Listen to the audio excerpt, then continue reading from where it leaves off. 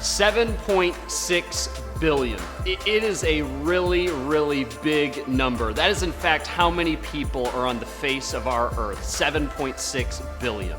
In the US alone, there's about 328 million people. Of that figure, about 246 million would say that they have no relationship with Jesus. That's men, that's women, that's children. Those are friends, those are family members, those are neighbors, those are coworkers that literally have no clue. That they have no clue that there's a God out there that is absolutely crazy about them. You know, those numbers, they can feel pretty daunting. But what if we were to make it a lot simpler and we were instead to just focus on one? We were to focus on those daily conversations, those daily interactions that we have at gas stations, that we have when we go and grab a coffee, that we have in restaurants. We started to think about just that one person that we want to see impacted with the message of Jesus. So we believe that just by focusing in on that one family member, that one friend, that one coworker, that one neighbor, it can literally make a difference for someone's eternity. Who's your one? Well, again, thank you for being here today, especially if this is your first time walking through our doors. It really does mean a lot that you would choose to spend part of your week here with us. We know that you could be at a lot of different places here this morning, but for whatever reason, you chose to show up here, and we certainly do not take that for granted. I want to start things out this morning by telling all of you a story. It's actually a love story. I think it's like one of the greatest love stories that unfortunately very, very few people know about. So you guys are like in for a real treat right now. Let's go back to the summer of 2005. There's a very young, extremely handsome Shay Prisk walks onto the campus of Indiana Wesleyan University in beautiful Marion, Indiana, where it's actually not beautiful at all. I often look back and think I could have went anywhere for 4 years, and I chose rural Indiana, but nonetheless, the story gets better from here. And I walk into freshman orientation. It's the month of August, and I don't know a single person in this incoming freshman class. Like, I am basically starting all of that relational equity from scratch. There's not one person from my high school that's also going to Indiana Wesleyan, and so it's kind of an intimidating thing to step into freshman orientation, get dropped off by my dad, walk in this auditorium, and there's just thousands of other incoming freshmen, and here I am like, okay, I'm dead set that I'm gonna at least meet one person that day that I can like hang out with for the day so I don't look like a complete loser, a complete loner. And so I walk into the building, and my mentality was, okay, I'm either gonna find a guy that looks like halfway normal and spark up a conversation with him, or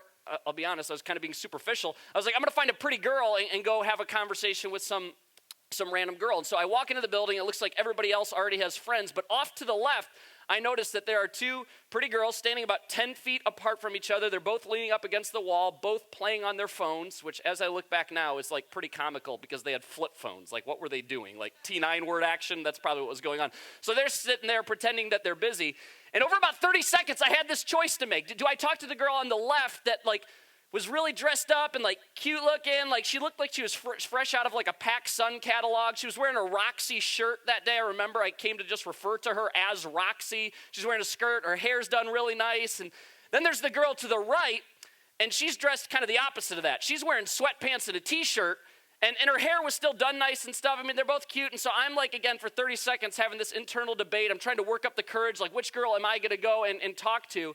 And I ultimately ended up veering right and talking to the girl in sweats. And if you're curious as to why I made that decision, this is how freshmen in college men think. I was thinking, okay, if this is the girl that I end up marrying, that's a little bit of a jump to a conclusion, she's probably lower maintenance because she wore sweats to freshman. I mean, serious, this was honestly my logic. And so I went and I sparked up this conversation with a young Andrea Fichter. Little did she know the first person I would meet at freshman orientation would later be the girl about 5 years later that I would end up marrying. And we spent the rest of our day there together, like laughing and having a really good time. I got her phone number. She would later tell her mom on the way home from freshman orientation, she said, Mom, and with tears in her eyes, she said, this is gonna sound crazy, but I think I'm gonna marry that guy. Isn't that crazy? I made that part up. Okay, it would have been a better story if that was true, but I think she told her mom that she met some dude that was like halfway decent. So we end up dating about halfway through our sophomore year. Oh, yeah. I completely understand if you want to find a new church now. That would make a lot of sense. There she is gripping tightly to that T9 word phone. Motorola action there. And so, again, about a year after graduation, then we end up finally getting hitched, and now we have these two little maniacs as evidence that we really do like each other. The two cutest kids on the face of the earth, in case you were wondering. There's my 3-year-old daughter named Logan and my 2-year-old son named Malachi. And you know what I've thought about from time to time? And I don't just tell you this because it sounds good for this sermon. I really have thought about this many, many times throughout like the second half of my life. What if I wouldn't have struck up a conversation with Andrea that day? What if I would have instead struck up and went and had a conversation with Roxy? Where would I be at today? Where would this world be at without Shay and Andrea? More importantly, where would this world be without these two awesome, cute little kids? My life, the course of my life was completely altered by one decision. Seriously, the decision to talk to the girl in sweatpants as opposed to the girl out of the PacSun catalog. We started this new series last week called Who's Your One?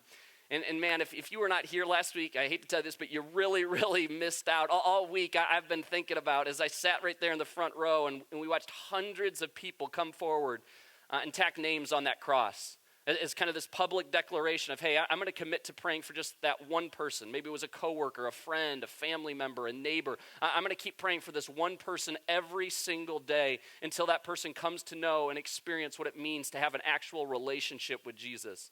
If you weren't here last week, we're going to give you an opportunity to do that at the end of this service as well. We'll get there, but hopefully y'all have been taking that seriously. Hopefully you all have been praying every single day for your one. If you weren't here last week, please be sure to go to grumlaw.com/messages and catch yourself up there. Or you can find us under Grumlaw Church wherever you grab your podcasts. You've probably noticed that this is a bit of a trend for me. I basically encourage people every single week to go to grumlaw.com/messages and catch yourself up. But again, if you weren't here last week, I would really, really, really encourage you to do that. Last week was a very, very significant Sunday in the history of our church. It was very much kind of one of those stake in the ground moments. So I'm begging you, again, weren't here, go back, listen to that message. The content that we're going to be discussing here over the 3 weeks of this series, this Who's Your One strategy, this Who's Your One language will forever be a part of this church's DNA. And we are anticipating that it will result in Grumlaw having the greatest possible impact in this community for Jesus. We're trusting it's going to result in friends, in family, in neighbors, in coworkers encountering Jesus and experiencing the joy of having an actual relationship with Jesus. But as we move on here to part 2 this morning, let's be honest with ourselves. We as people, and this is a human being thing, this isn't a Christian thing, we tend to overlook the significance of one. It's why it's so easy for you to justify eating just one more cookie. It's why it took almost no convincing at all to get you to drink just one more cocktail. It didn't feel like that big of a deal at the time to go on just one more date, to buy one more of those, to stay at work for just one more hour, the choice to have just one conversation with just one pretty girl. Isn't it true that we underestimate the value of one? But what do you know it? As we look back at the course of our lives, we can quickly figure out that it was a series of ones that got you to where you are at today. And Jesus, as in like the Son of God, Jesus, he understood this really, really well, which is probably why he talked about the value of one so frequently during his relatively short time here on earth. He was quick to remind us that we shouldn't overlook those singular choices. We shouldn't be so quick to overlook those singular decisions. Now the reality is I have no idea where everybody today finds themselves on this whole faith journey. So some of you, you've been at this church thing for your entire life. Others of you, you're stepping back into church after walking away for a pretty significant chunk of time. Others of you, you're just at the early stages. You're just beginning to explore. Some of you, you've basically been forced or bribed into showing up here today. But you owe it to yourself to know this. That the reason that Jesus was constantly stressing the value of one is because, whether you believe this or not, he has your best interest in mind. Jesus is in fact looking out for you. He's reminding us of something that we all actually deep down know to be true. That these singular, seemingly insignificant one-time decisions, they add up. That they have this sort of compounding interest effect in our lives. Chances are, for example, it wasn't leasing that one vehicle that buried you financially. It was the lease, and then it was buying the home that was slightly outside of your means, and then it was buying more of those, and then it was a little credit card debt, and then it was a lot of credit card debt, and then it was the second lease, and now you feel like you're backed into this financial corner and there's no way out. And Jesus, again, because he has your best interest in mind, is going bingo. That's precisely why he would constantly speak to the value of one. He's for you. He's trying to keep us from ruining ourselves with our one-time decisions that seem to consistently add up over time. And at the same time, he's trying to push us towards those singular decisions that will result in our lives having the greatest possible impact during our time here on earth. And don't miss this, in turn, allow you to experience purpose, fulfillment, contentment, something that every single one of us are after. Experience a purpose and fulfillment and contentment like you never thought possible. Let me give you an example. One of the things that Jesus would constantly advocate for during his time on earth was this idea of sexual purity.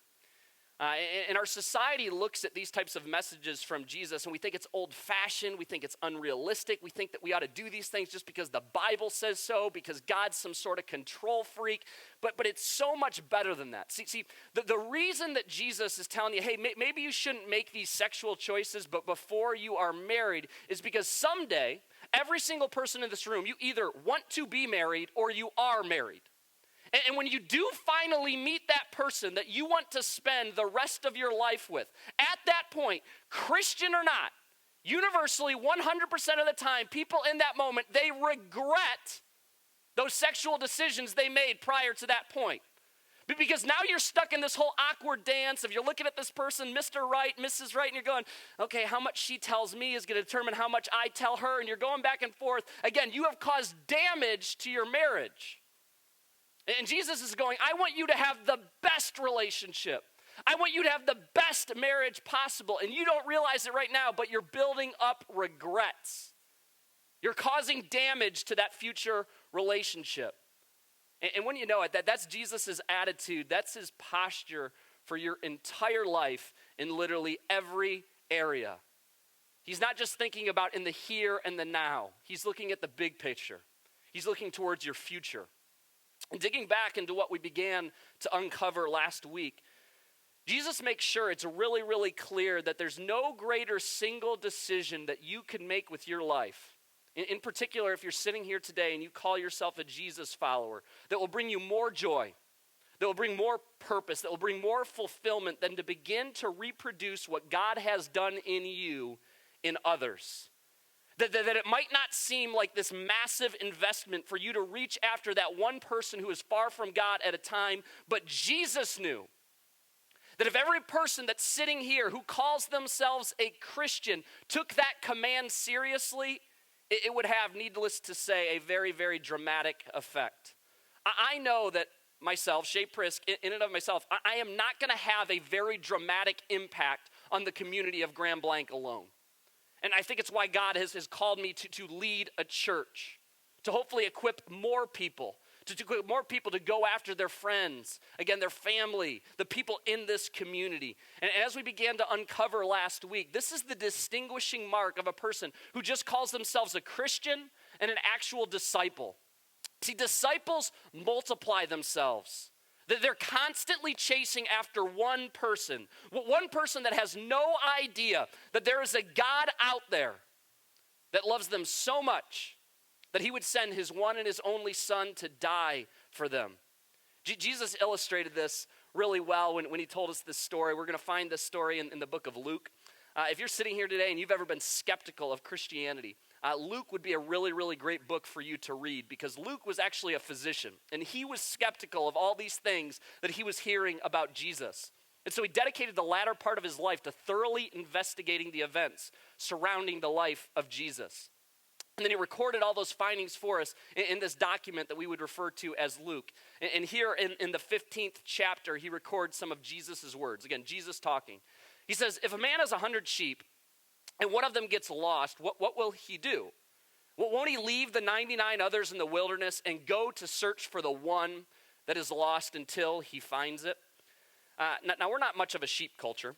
I doubt that any of you are making a living by being a shepherd, but I think you can probably get your head around the point that Jesus is trying to make here. This past summer, there was one day in particular where I don't even remember what my wife was doing, but she's like, hey, you have the kids for the day by yourself. And I don't know if any dads can relate to this, but like when I have the kids all day by myself, I don't like sitting in the house because, if I'm being honest, they just drive me nuts. So I just try to get them out of the house and like create new experiences. And so I said, okay, kids, we're going to go to like these 3 parks that we've never been to before. And we ended up at this park up in Flushing. And there was a lot of stuff like going on there, and there was a lot of fun things the kids wanted to play with. But of course, my 2 kids didn't want to do the same thing. My daughter, Logan, she wanted to play on the playground. And my son, Malachi, there was a basketball. When that kid sees a ball, like he's all boy, he just wants to play with the ball. So he wanted to play basketball, and Logan wanted to play on the playground. They're like 40 yards away from each other. And so for like the first half an hour, I'm just like running back and forth like every 2 minutes. Like, okay, Logan's still alive, Malachi's still alive. Logan's still alive, Malachi's still alive. And eventually, like I got to this point where I kept checking on Logan, and she was kind of irritated. Like she's already at that age where she's like, Dad, like leave me alone. Like you don't need to check in on me. And there weren't like that many other people there. There were 2 other moms there and like 4 other kids. And I was like, okay, I'll stop checking in on Logan so quite as frequently. I'll just kind of hang out with Malachi. Me and Malachi would play basketball. We played basketball for about 20 minutes. And I kept kind of glancing over. And after about a half an hour, it kind of dawned on me that it had been a minute since I saw my little daughter's head bobbing around. And I was like, that's kind of weird. Now, you would think in that moment I would immediately go look for her. No, I was like, we'll give it another 10. And so I kept playing basketball with Malachi, and then I looked over, and I was again, like, I'm kind of glancing back. I'm like, I haven't seen my kid in a while. And so I scoop up Malachi. I was like, hey, it's playground time. And I start walking around this big playground, and I can't find Logan. And these 2 other moms that are there, they're starting to sense that I must be some sort of loser dad. And they're like, hey, like, are you having trouble finding your kid? I'm like, just misplaced her. We're just trying to figure it out here. And so they're like, what's her name? I'm describing her to these parents. I'm describing her to these other kids. I'm like sending 5-year-olds out to go hunt for my daughter. And I'm like, okay, yeah, here's what she looks like. Here's what she was wearing. And it's like goes on for literally 10 minutes. I cannot find my daughter. And by this point, I am in like a full-blown panic. Like I think somebody has taken her. It bats up to these backyards. I'm looking over these fences. I'm like, where is Logan? At no point in that search did I think to myself, you know, maybe I'll give this a rest. This is just getting a little bit annoying.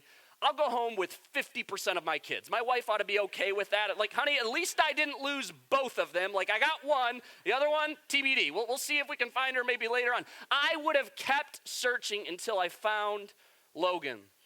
He continues, he says, and when he has found it, he will joyfully carry it home on his shoulders. When he arrives, he will call together his friends and neighbors, saying, rejoice with me, because I have found my lost sheep.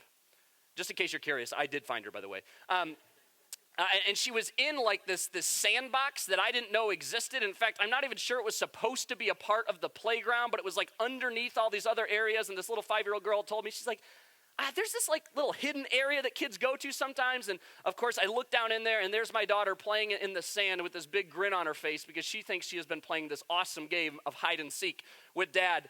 And I reached down and I pulled my little girl out and I wrapped her up so tight. And I'm telling you guys, I wept. I literally bawled my eyes out, and I looked at her and I grabbed her little face. I said, Logan, when Daddy calls for you, you have to respond. I thought somebody took you, sweetie. And then she starts crying, probably she's like looking at Dad, like, why is he sobbing? Like so hysterically.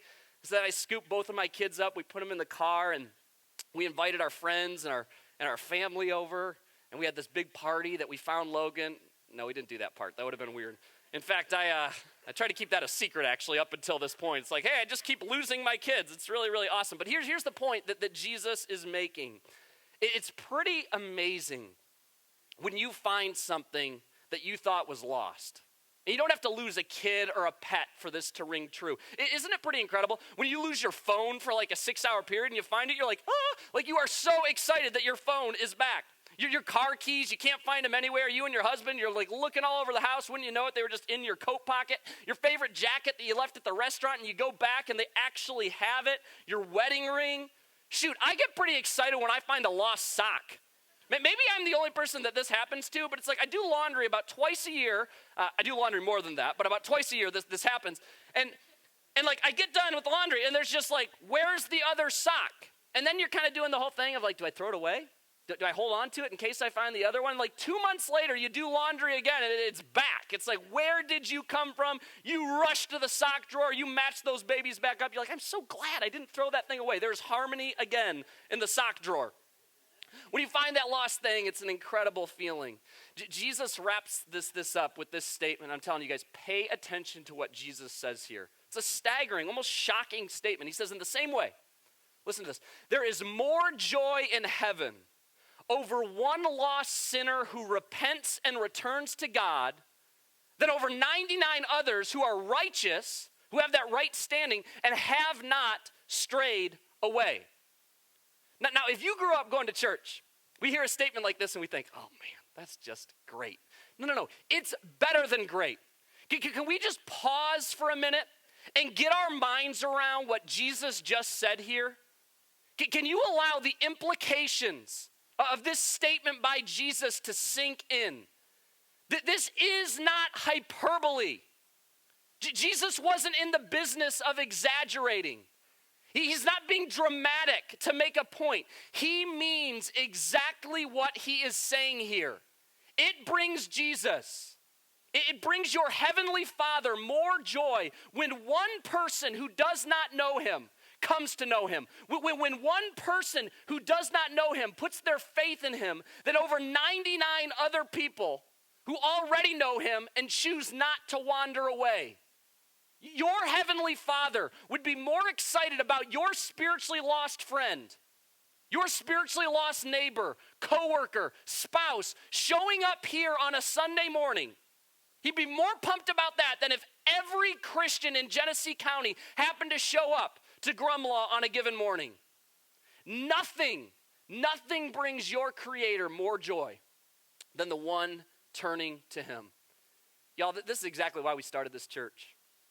We haven't been shy about this. In fact, like we have no desire to see this church grow on the heels of like transfer growth, where people that were just kind of already calling themselves Christians, we kind of got ticked off at their old pastor. They didn't like something that happened at their old church, and now they're showing up here. I mean, we know that that's going to be a natural byproduct, but we don't celebrate that. What we get excited about is people who had previously had no relationship with Jesus come to know and experience what it means to have a true relationship with their Creator. It's why we're making such a big deal of this Who's Your One strategy, because nothing brings your heavenly Father more joy than spiritually lost people coming to know him. This is ultimately why Jesus was constantly stressing the value of one during his time on earth. And by the way, if you're sitting here today and this is like all news to you, again, you're new to this Christianity thing, you need to know that it's as simple as faith. It's as simple as trust, belief, synonymous terms. They all mean the same thing. It's almost impossible to comprehend, and I get this, that the Most High God would make the standard so simple. That the way that you would be declared righteous, which is just a fancy way of saying the way that you get a right standing with God, it's not based on what you do. It's not based on who you married. It's not based on what your past looked like. It's so much simpler than that. It's just trust. It's belief. Do you believe that you are in need of saving? Do you believe that you are and it takes some courage to admit this, but that you are a sinner? But that God sent his one and his only Son to die on a cross for you. But 3 days later, he didn't stay dead. He rose from the grave. And Jesus would tell us over and over again, I know it's hard to comprehend, but it's that simple. And just like that, when you put your faith in him, you get that right standing back. And so, if we understand this, and I just kind of told you, so you can't really claim ignorance anymore, knowing that this brings God more joy than anything else, and knowing that Jesus tells us that this will ultimately lead to the best life available, what are we waiting for? If you're sitting here again and you call yourself a Jesus follower, I want to challenge you to call out your excuses. Be honest with yourself. Where do you tend to make excuses? Well, what are those excuses? One that I hear over and over again is, I'm not mature enough, I don't know enough, I haven't been a Christian long enough, I don't understand this stuff well enough, and you feel like you need like more of something till you can get to that point and begin to share the love of Jesus with other people. Y'all, Jesus made it crystal clear that those feelings of insecurity, those feelings of inadequacy, those are actually a prerequisite. He does not need your ability. All that he requires is your availability. For some of us, it's apathy. It's this feeling of somebody else will do it. Somebody else will have the courage to have that conversation. Somebody else will invite. I'll get to it eventually. But maybe we ought to begin treating this with the urgency that it deserves. We don't like talking about these things too much, but so many people around us, and what's worse, people you care about, people that you love deeply, unless something changes, they are going to spend eternity separated from their Creator. Let's stop assuming that somebody else is going to come along. Maybe you are exactly the instrument that God wants to use to change that person's eternity. I've used this one before. I'm too busy. It's like I just have like too much going on in my life, and I don't doubt that you're busy. I know that I can tend to get pretty busy, but I think it's a matter of like, how are we prioritizing the things in our life? Or are we seriously have things going on in our life that would be more important than this? Maybe it's a desire to be tolerant.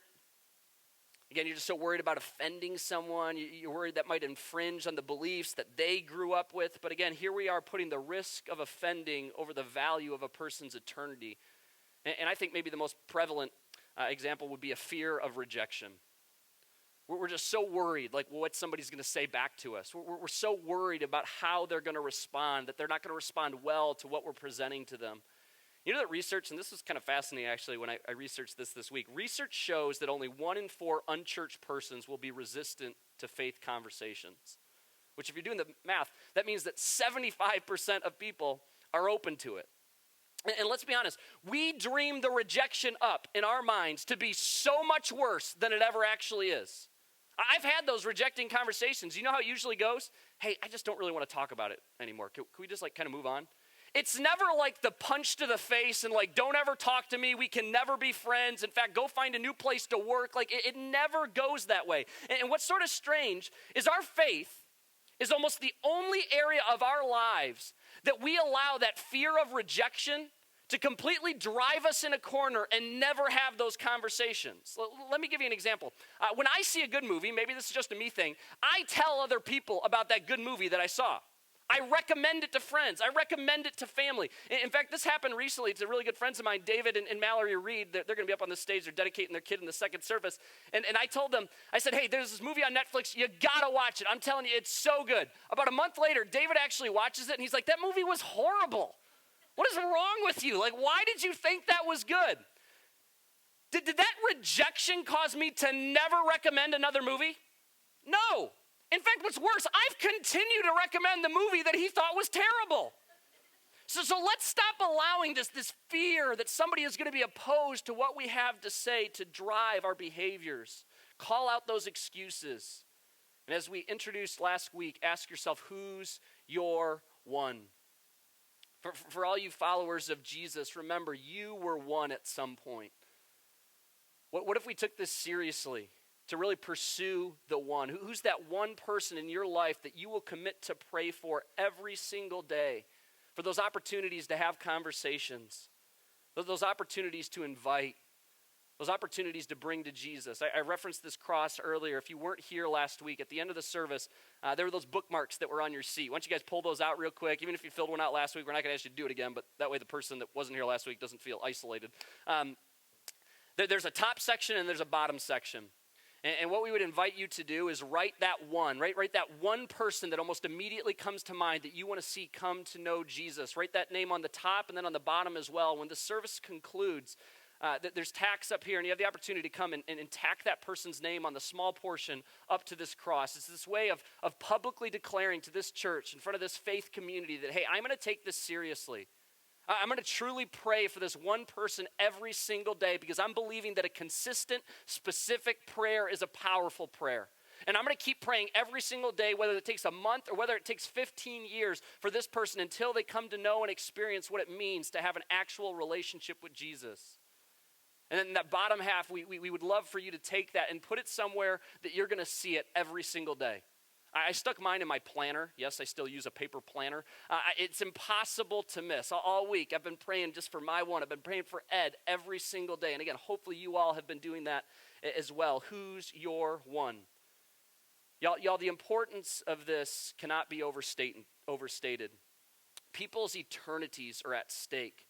We must stop assuming that help is on the way.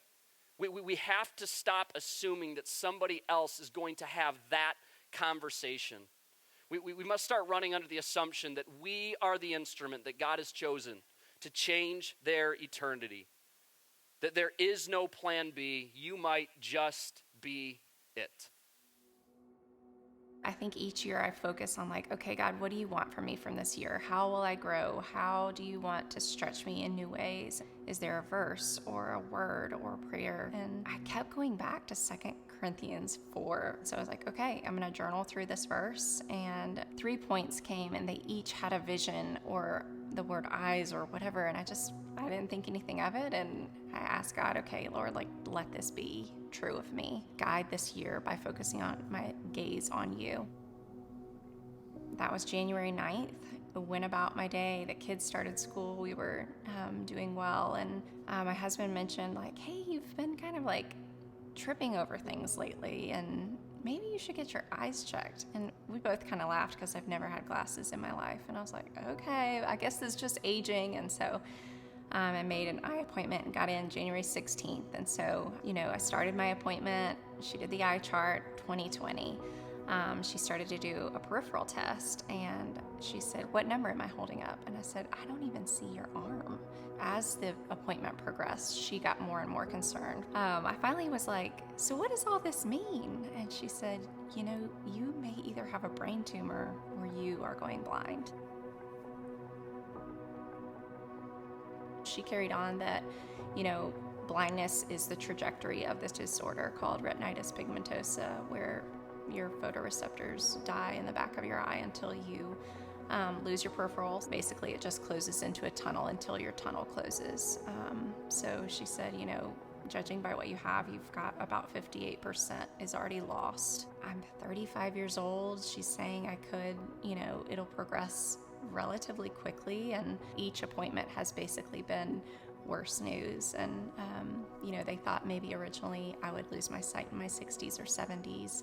And then genetic testing and all these things have kind of fast forwarded my timeline to my 40s, if not by the time I turned 40. And so the days that followed that appointment were really overwhelming and heavy, but at the same time, like, I felt so close with the Lord and so sure of my purpose in this. My husband's one and my one that we've been praying for have both been impacted by my diagnosis. She came to my doorstep and said, I read your blog and I don't understand how you can reconcile that there is a good God with what you're going through, but I want to try to understand. So it's been so cool, the fact that we're only 6 months in at this point to the diagnosis, and seeing the way God's drawing not only ourselves to him, but people that we've been praying for years to see him in a new way.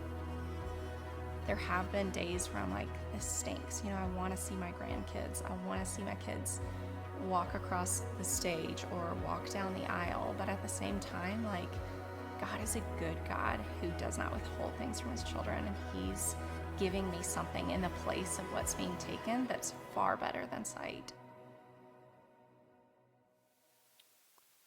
I don't know about you, but when I watched that video the first time, I just thought for sure it was going to end with this woman saying, like, hey, but don't worry, God performed this miracle, and now I can see. And then God was going to use that miracle of, like, against all the odds to draw the one closer to her. It wasn't exactly the ending that I was expecting. I want to wrap up with this today. We're going to jump into a passage that we find in the book of Matthew. It's another one of those accounts that we call the good news. It's one of these 4 books that records for us Jesus' birth, his life, his death, and his resurrection. And here we have some more words right from the mouth of Jesus recorded for us. Jesus says, the kingdom of heaven is like treasure hidden in a field. When a man found it, he hid it again, and then in his joy he went and sold all he had and bought that field. Again, the kingdom of heaven is like a merchant looking for fine pearls. When he found one of great value, he went away and sold everything he had and bought it.